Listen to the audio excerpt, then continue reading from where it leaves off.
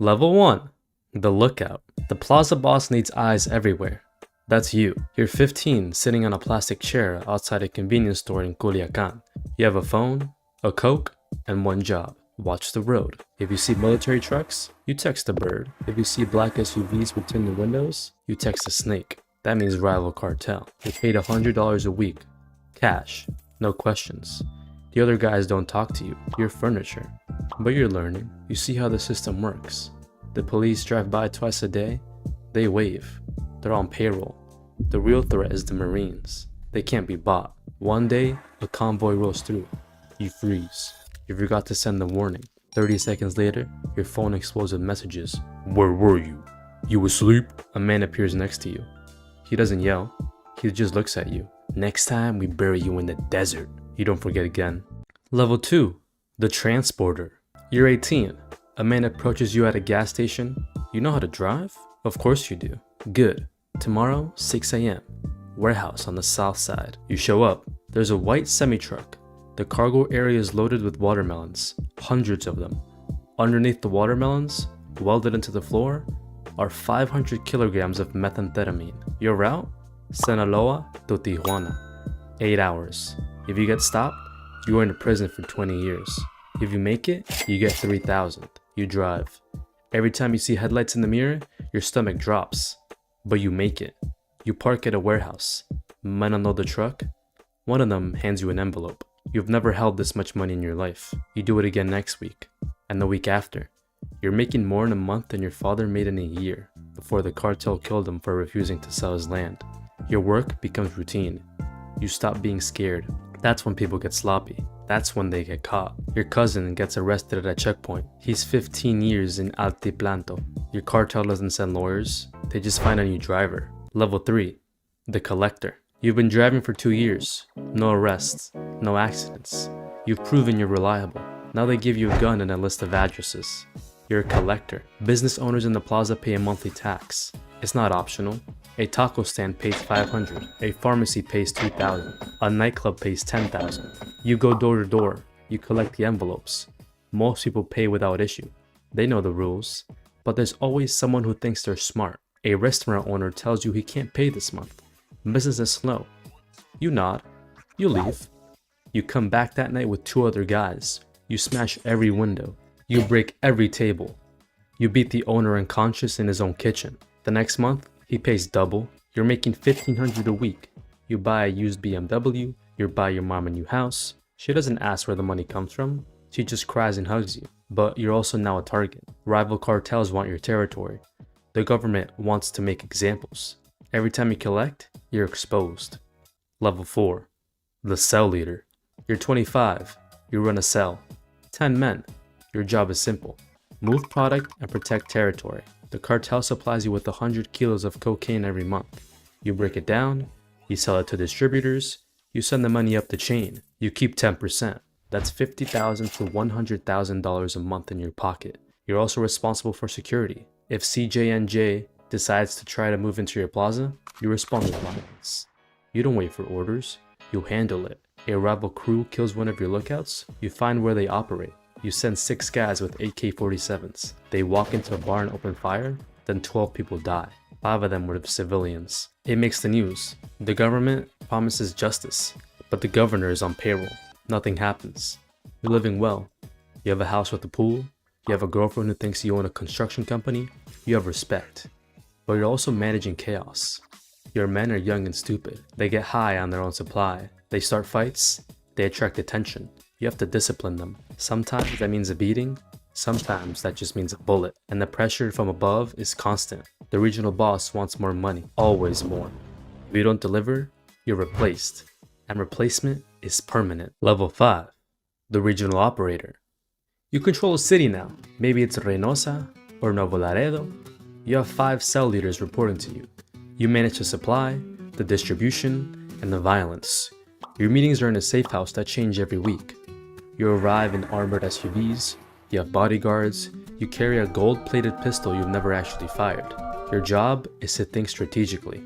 The plaza boss wants to expand into a neighborhood state. You plan the operation. You identify the weak points in the rival cartel's territory. You bribe local police to stand down. You coordinate the assault. 30 of your men roll into the town at 3 a.m. They kill the rival cell leader and his crew. They hang bodies from a bridge with the message, "This plaza belongs to Sinaloa." You also manage the money. Millions of dollars flow through your hands every month. You can't deposit in the bank. You launder it. You buy restaurants, car washes, construction companies, legitimate businesses that hide illegal profits. You're making $200,000 a month. You have properties in 3 states. You have a wife and kids who live separately from your work life. You tell them you're an import/export guy. They don't ask questions, but the walls are closing in. The DEA has your phone tapped. You know this because your lawyer told you. So you communicate through messengers. You meet in person. You speak in code. You're also fighting a 2-front war. The government wants you arrested. Rival cartels want you dead. And ambitious men in your own organization want your position. You sleep 4 hours a night. You trust no one completely, not even your brother. Level 6. The Plaza Boss. You run the state. Every drug shipment, every murder, every bribe goes through you. You have 500 men working under you. You generate $20 million a month for the cartel, but you're a ghost. The public doesn't know your face. You don't do interviews. You don't appear in photos. You live in a compound in the mountains. 20-foot walls, armed guards, attack dogs. Your work is politics. You negotiate with other cartels to avoid unnecessary wars. You meet with governors and generals. You don't threaten them, you make them offers. A suitcase with $2 million, a share of the profits, a piece of the empire. Most of them take it. The ones who don't, they get exposed. Photos of them with mistresses, evidence of corruption. Their careers are destroyed, and if they still refuse, they disappear. You're also a CEO. You manage logistics on a massive scale, cocaine from Colombia, precursor chemicals from China, marijuana from the mountains, heroin from poppy fields. You coordinate shipments across continents. You manage tunnels under the border. You manage submarines. You manage drones.